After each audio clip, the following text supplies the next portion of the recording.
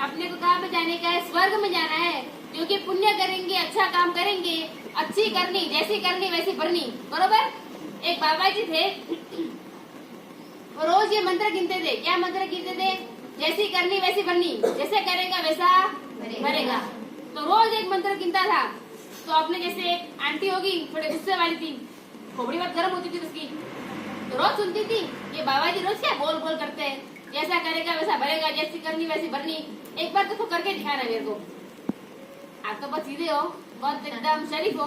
वो आंटी का तो टीचर गर्म था, तो उसने सोच लिया अब इसमें प्लानिंग भी करनी पड़ती है बाबा जी को सही ऐसे दिमाग को थोड़ा स्ट्रेस करने के लिए।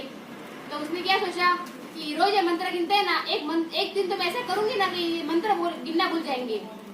तो बाबा जी तो वैसे उनका तो रूटीन था, उनके गुरु ने जो मंत्र दिया था वो कंटिन्यू कर रहे थे। तो उसमें एक दिन वो आंटी ने क्या किया, 4 लड्डू बनाए।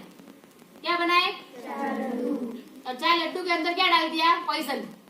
पॉइजन डाल के इतने बड़े लड्डू बना के डब्बा पैक करके रख दिया। और साधु क्या करते हैं, हमेशा भिक्षा के लिए निकलते हैं। हम हमारे रसोई नहीं बनाते, बराबर, हमारे रसोई बनाने से हमको पाप लगता है। तो साधु संत क्या करते हैं, घर घर भिक्षा लेने के लिए जाते हैं, और अपन क्या करते हैं, उनको भिक्षा देते हैं। तो वो आंटी का तो बद इरादा था, उसका तो इरादा क्या था कि बाबा जी को समझाना है, सिखाना है कि जैसी करनी वैसी भरनी, तब तू लड्डू खा और ऊपर चला जाएगा। तो 4 लड्डू बना के तैयार रखे, और साधु संत बेचारे सीधे थे, सरल थे। तो वो उसको आंटी ने बोला कि मेरे घर पे भिक्षा लेने के लिए आना। साधु ने बोला तो था, जब अनुकूलता होगी तब आ जाऊंगा। वापिस 4 दिन निकल गए, 4वें दिन वापिस आंटी की बोले कि आप आए नहीं मेरे घर पे, आपके लिए मैंने सब तैयारी करके रखी है, तो आप पधारना मेरे घर पे। बोले ठीक है। साधु के मन में तो कोई कपट नहीं, कोई माया नहीं, वो तो सीधे भाव से चले गए उनके घर पे गोचरी भिक्षा लेने के लिए। और जैसे भिक्षा लेने के लिए गए तो आंटी ने क्या किया आंटी ने लड्डू बनाए थे ना, कौन से वाले बनाए थे लड्डू? पॉइजन वाले। वो लड्डू का डब्बा तैयार था, पॉइजन है क्या? अरे वाह, होशियार है, बड़ा होशियार है। चौपड़ी खोपड़ी में गई है कि खोपड़ी चौपड़ी में गई है? चौपड़ी खोपड़ी में, बराबर। तो लड्डू का जो डब्बा तैयार था वो बाबा जी के हाथ में क्या किया, दे दिया। अभी वो दे दिया, लेकिन बाबा जी के भाव तो अच्छे थे, बहुत सीधे थे। तो वो तो डब्बा लेके चले गए। और साधु संत होते हैं वो रात को कभी खाते हैं, साधु संत जो भी होते हैं वो रात को कभी खाते हैं, और आप सबको चलता है ना। तो वो साधु संत खाते नहीं थे रात को, रात्रि भोजन वो करते नहीं थे। तो डब्बा लेके क्या किया, खुद के आश्रम में गए, डब्बा क्या किया, साइड में रख दिया, और वो जाप करने लग गए। जैसे करनी वैसी बढ़नी, जैसे करनी वैसी बढ़नी, जाप चालू हो गया उनका। और रात को 12 बजे, 11:30 12 बजे हो गए करीबन। और आश्रम से स्टेशन, रेलवे स्टेशन नजदीक था। तो वहाँ पे एक लड़का उतरा रात को 11:30 बजे। तो लड़के ने सोचा कि घर पे जाऊंगा इतना लेट, इससे अच्छा बाबा जी का आश्रम है ही, बाबा जी बहुत अच्छे है, रात को सो जाऊंगा, सुबह उठ के घर पे चला जाऊंगा। तो रात को बाबा जी की उधर कौन आया, लड़का आया। कहाँ से आया? हाँ।